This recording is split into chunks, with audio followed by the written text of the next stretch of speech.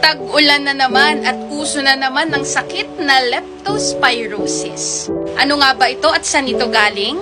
Well, ito po ay galing sa bakterya na tinatawag po nating spirochetes na nagmula sa ihi ng daga, ng pusa at ng aso. Ngayon, once na pumasok ang bakteryang ito sa loob ng katawan, inaatake po nito ang dalawang mahalagang organo. At ito po ay ang ating liver or yung ating atay at ang ating bato or yung ating kidney. At kung umabot pa po ito sa severe cases, damay na rin po dito ang ating pong utak. So paano nga ba nakakapasok ang bakteryang ito sa loob ng katawan? Well, ang usual scenario po natin dito ay kung meron po tayong sugat specifically sa lower extremities po natin, kasama na dito ang itong paa, pwede rin itong ating kamay. Ngayon, sumuong tayo sa baha na pwedeng contaminated na po ito ng mga rat urine.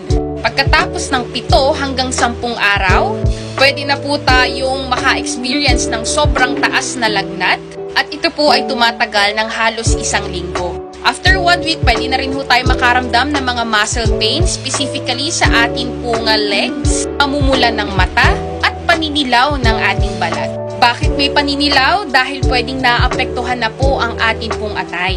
May mga pagkakataon din na hirap makaihi dahil naapektuhan na rin ang pagtatrabaho ng bato sa loob ng katawan.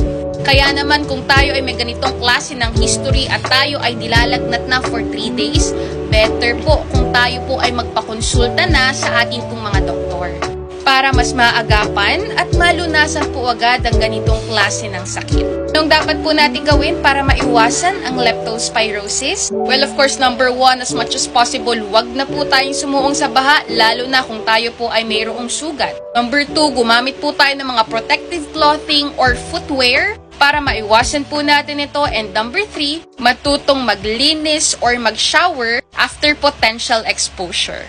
Stay healthy po!